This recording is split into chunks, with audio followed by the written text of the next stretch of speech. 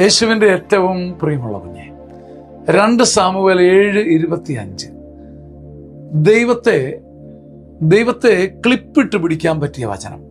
നമ്മുടെ കരുണയുള്ള ദൈവത്തെ നമ്മുടെ പാവപ്പെട്ട ജീവിതത്തിലേക്ക് നോക്കി ചേർത്ത് പിടിച്ച് നമ്മുടെ ജീവിതത്തിലേക്ക് കൊണ്ടുവരാൻ പറ്റുന്ന ഒരു വചനം.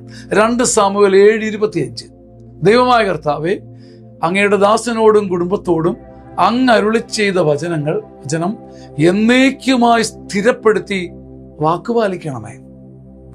ദൈവം പറഞ്ഞ വചനം, തമ്പുരാൻ അരുളി ചെയ്ത വചനം നമ്മൾ ഒരുമിച്ച് ഉരുവിട്ട്, ഒരു കുടുംബം ഉരുവിട്ടിട്ട് പറയുക, അപ്പാ, ഞങ്ങളുടെ അപ്പാ, ഈ വചനം ഞങ്ങൾക്ക് തന്നതല്ലേ, ഈ വചനം ഞങ്ങളുടെ ജീവിതത്തിൽ സ്ഥിരപ്പെടുത്തി, ഇത് ഞങ്ങളുടെ ജീവിതത്തിൽ വിടർത്തിയെടുത്ത്, ഇത് മാംസം ധരിപ്പിച്ച് ഞങ്ങളെ നിന്നോട് കൂടെ സ്ഥിരപ്പെടുത്തണേ എന്ന് ഒരു കുടുംബം തലതല്ലി പറഞ്ഞാൽ ദൈവത്തിന് വാക്ക് മാറാൻ പറ്റുമോ?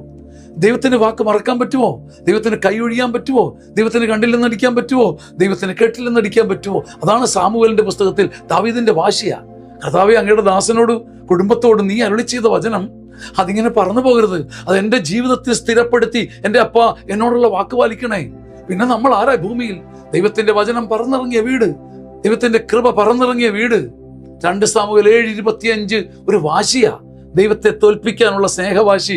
നീ പറഞ്ഞ വചനം എൻ്റെ കുടുംബത്തിൽ സ്ഥിരപ്പെടുത്തി എന്നെയും കുടുംബത്തെയും വീഴാതെ പിടിച്ചു നിർത്തണം.